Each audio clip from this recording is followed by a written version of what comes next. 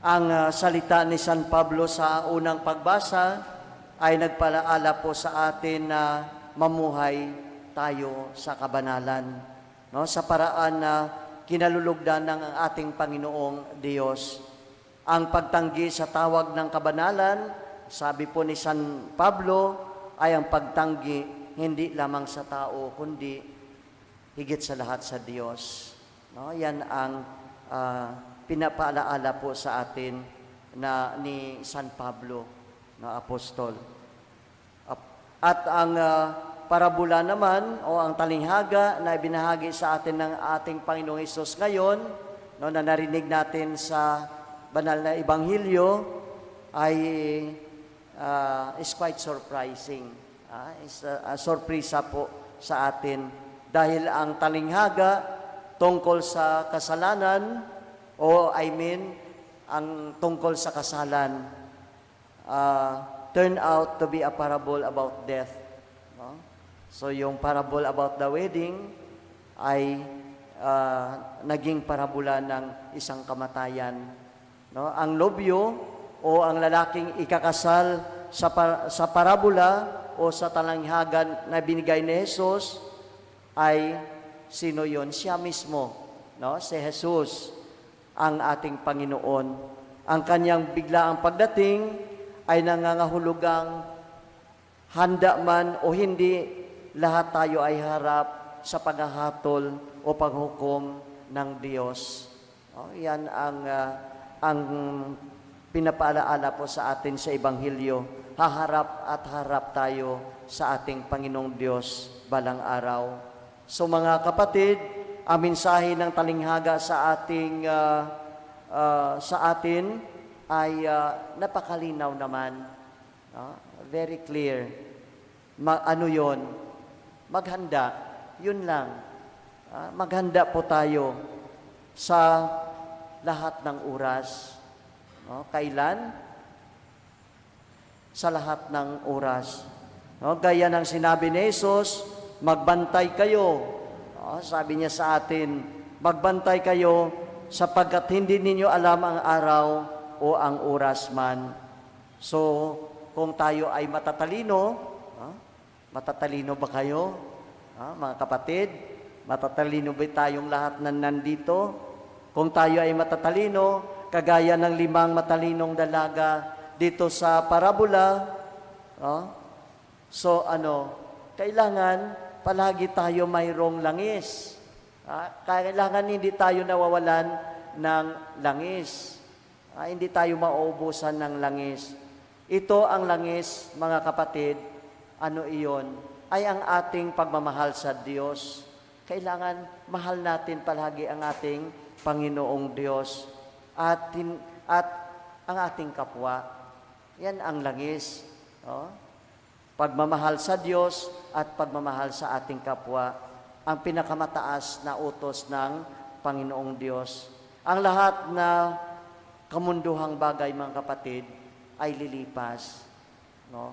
Ito ang salita ng Diyos sa atin ngayon. Pinaalalahanan din tayo na ang lahat ng bagay ay lilipas. Kahit ang buhay natin ay napakaikli. Napakaikli ng buhay po natin. Kaya hindi natin sayangin ang ating oras sa hindi makabuluhan na gawain. Magdadala sa atin sa kadiliman. No? Ang kinikilala lamang ng Panginoong Hesus na kanyang mga alagad, mga kapatid, ay yaong mga kumikilos at namumuhay kagaya ng 5 matalinong dalaga. Ang masama at hangal na tao ay walang lugar sa kaharian ng Diyos. So, kaya nga, mga kapatid, sa Panginoong Jesucristo, magsikap po tayo sa pagsunod sa kalooban ng Diyos. At palaging gising. Gising sa ano? Gising spiritual.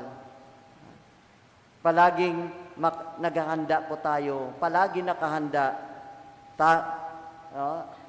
Taking advantage, brothers and sisters, of God's help and guidance in His church. Palagi niya tayo tinutulungan So, take advantage this help of God. Hindi natin kakalimutan iyon. So, and sa Eukaristiyang ito, mga kapatid, na ang Diyos ay nandito naman palagi, dumadating sa buhay natin araw-araw. No? Araw-araw tayo ay nandito sa Kanyang Eucharistiya. Yun ay isang pagdating din ng ating Panginoon sa buhay po natin. And ito ay isa rin na paghahanda po natin na sa balang araw ay makaharap natin, harap-harapan ang ating Panginoong Hesukristo. Hanggang sa pagdating talaga ng huling araw na maharap natin siya sa last judgment, last day, doon sa Kanyang kaharian. So mga kapatid, tandaan po natin ang sinabi sa atin sa araw na ito, maghanda po tayo. Di ba?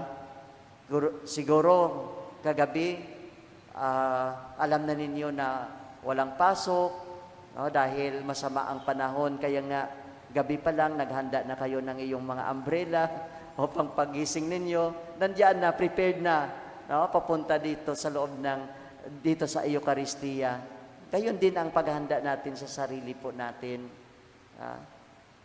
Na palaging handa na kung kailan man darating ang nobyo, ang Panginoong Hesukristo, ay ready po tayo, handa po tayo na magharap po sa Kanya.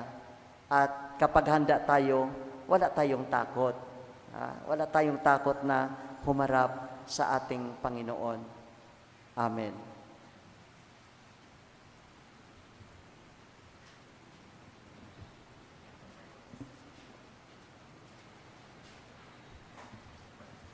Ipinapaalaala ng mensahe ng Ebanghelyo na dapat tayo maging matalino